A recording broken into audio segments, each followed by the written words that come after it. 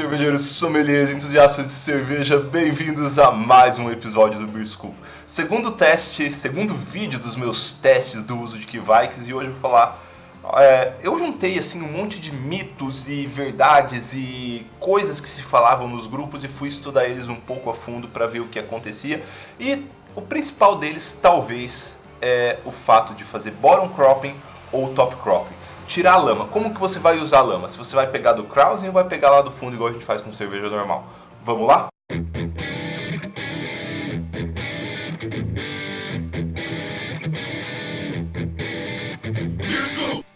Então isso também é um pedaço da palestra que eu dei lá em Florianópolis.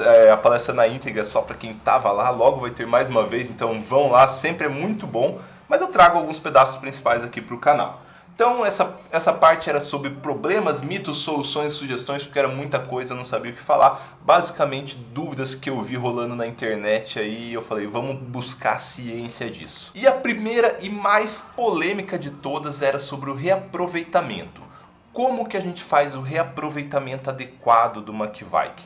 A gente vai fazer a coleta pelo Krausen ou pela lama? Deixa eu só explicar o contexto disso. Existe o grande entusiasta da Kveik, que é o Lars, e ele rodou a Noruega estudando as Kveiks tradicionais, como elas eram feitas tradicionalmente, e algumas famílias, algumas cervejarias, elas sempre propagavam a Kveik por cima, então fermentava, dava ali 24 horas de fermentação, ia lá com uma concha, coletava, e outras esperavam terminar, esgotavam o fermentador e iam lá e pegavam por baixo. E isso pode ou não ter impacto na fermentação. Qual que é o mito?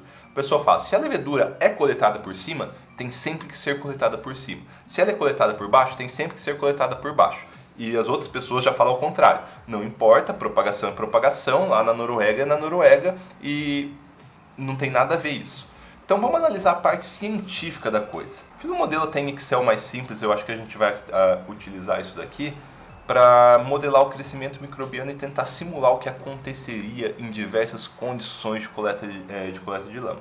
Então eu fiz um modelo baseado em uma cinética de Monod, apesar de daqui estar escrito Michaelis-Menten, mas é que os modelos eles são iguaizinhos. É Monod, na verdade, o modelo utilizado. Antes de eu entrar aqui, eu vou falar na real o que aconteceu. Eu fui lá e fiz para um micro-organismo só e não deu diferença nenhuma. Bom, acho que eu vou acabar falando disso, né? Na verdade, o importante é se a gente tem diferentes micro-organismos ali no meio. Então, minha premissa, considerações do meu modelo, existem dois micro-organismos, o micro-organismo A e o micro-organismo B. E esses micro-organismos, eles têm diferentes velocidades de fermentação. Um fermenta mais rápido, um fermenta mais lento. Totalmente coerente com o que acontece na natureza. A gente não vai pegar dois micro-organismos que fermentam na mesma velocidade. Podem ser os dois Saccharomyces ou podem não ser Saccharomyces. E a gente vai falar que a gente vai fazer um inóculo inicial dele de 50% de um, 50% do outro. Tá complicado, mas eu vou... É tudo importante para entender. A gente vai coletar no Krausen, é uma das simulações, onde eu pego lá em cima. Então, em 24 horas de fermentação, eu coleto o micro-organismo. Ou eu faço a coleta ao final da atenuação, no final da fermentação.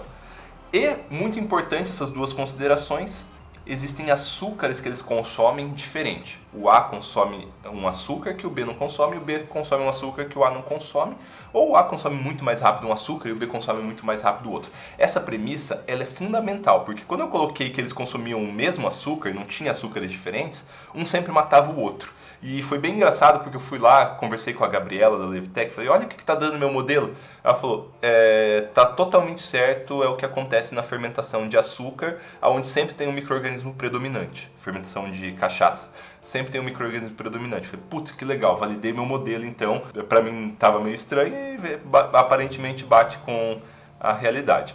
Então, a gente tem dois açúcares, eu vou dar um exemplo. A gente tem um micro-organismo que consome muito mais glicose, maltose, e aí ele decanta, e um micro-organismo que come muito mais maltotriose, então ele fica em suspensão um pouco mais de tempo, beleza? É um exemplo. Ambos consomem os mesmos açúcares, mas dá para dizer que um só come um e um só come outro para que exista simplificação no modelo. Então, qual que era a minha ideia, a princípio, antes de fazer o modelo?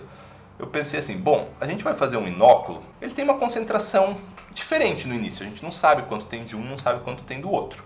Coloco no fermentador, ele vai começar a propagar, e o micro-organismo mais rápido vai propagar. Então vamos supor que aqui é 24 horas de fermentação. E a gente coleta essa lama aqui. A gente vai mudar a concentração inicial do micro-organismo e a gente vai ter esse micro-organismo aqui agora.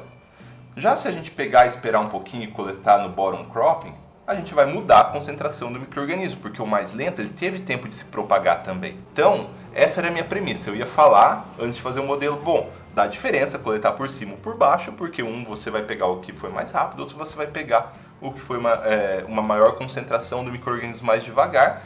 E alguma delas, provavelmente se você sempre fez top cropping, aqui vai estar a concentração do top cropping. Se você sempre fez bottom crop, aqui vai estar a concentração do bottom crop. Essa era a minha primeira ideia. Então, para mim, faria um pouco de sentido se você sempre coletou por cima, sempre coleta por cima, sempre coletou por baixo, sempre coleta por baixo, para ter consistência entre os lotes.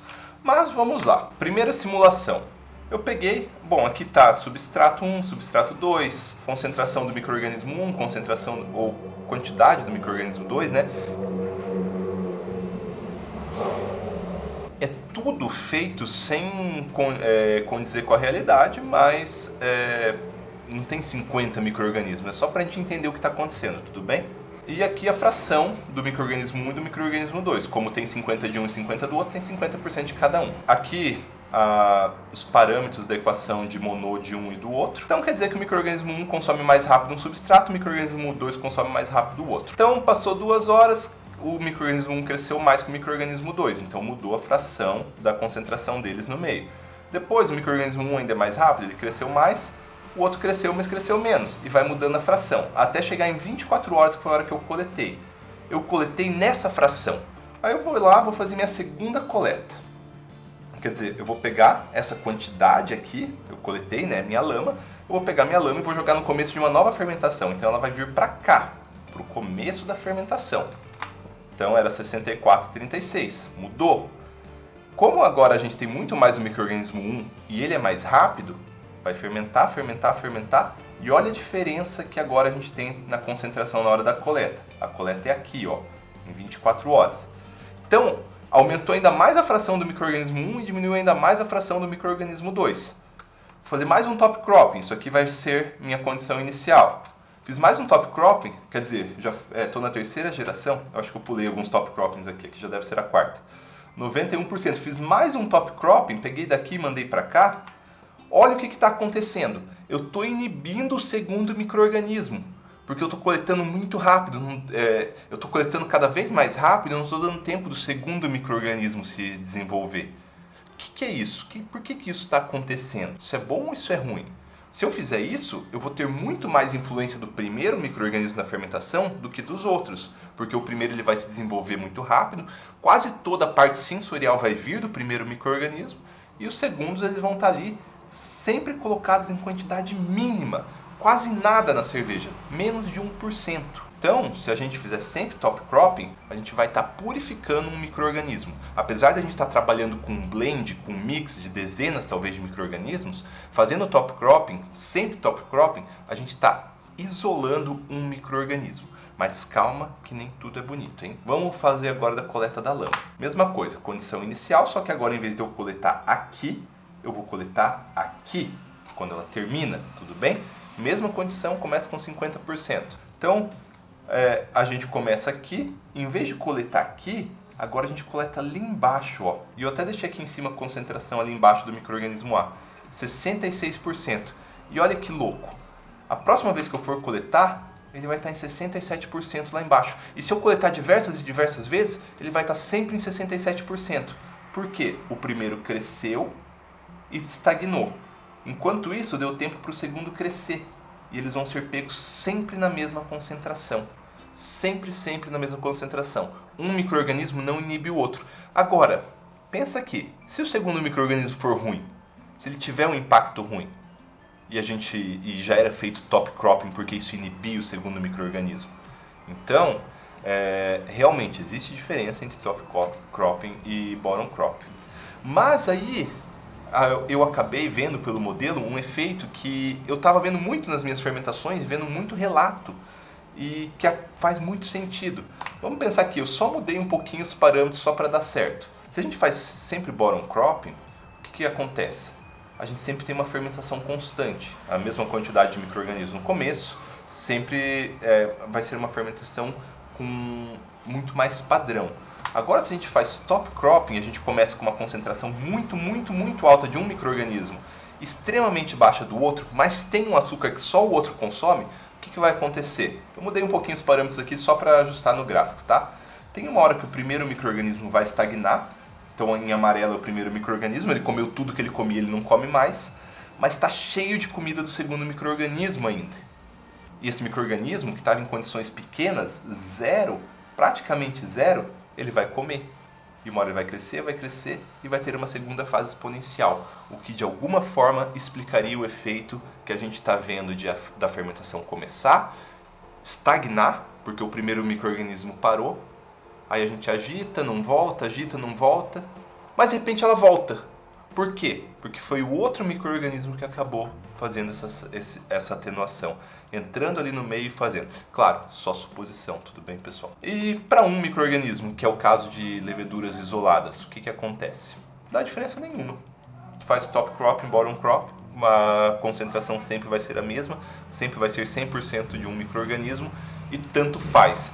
Então, se você está usando uma cepa comercial isolada, não dá diferença. Ou dá diferença porque no top cropping você vai pegar ele um pouco mais saudável, mas faria a mesma diferença para uma US05 ou para uma WB06. Resumo desse vídeo. Para mix de micro-organismo, o tipo de coleta tem muita relevância. Então, existem indícios para concentração de micro-organismo por top cropping. Se você faz top cropping, você está concentrando um micro-organismo. Isso pode ser bom, porque é ele que tem que ter a característica da cerveja, tem que ser dele, ele foi selecionado por anos por isso. Então, o micro-organismo concentrado vai ser o maior responsável pelo perfil sensorial. Se você pegar uma levedura de bottom crop, de top crop original, mistura de micro-organismo e colher por bottom cropping, você mudou todo o perfil sensorial da cerveja, porque você mudou a fração inicial de micro-organismo que ia fermentar, entendeu? O que resultaria em cervejas bastante diferentes. E os resultados teóricos sugerem que top cropping, em algumas condições, pode levar àquela estagnação que a gente está vendo acontecer. Carece realmente de mais estudos, mas na teoria faz todo sentido. Espero que vocês tenham gostado. Tenho mais 5 segundos de gravação, tá acabando. E eu continuo com mais mitos aí, testando os mitos das Kveik's. Bora fazer mais Kveik's. Muito obrigado e até o próximo vídeo.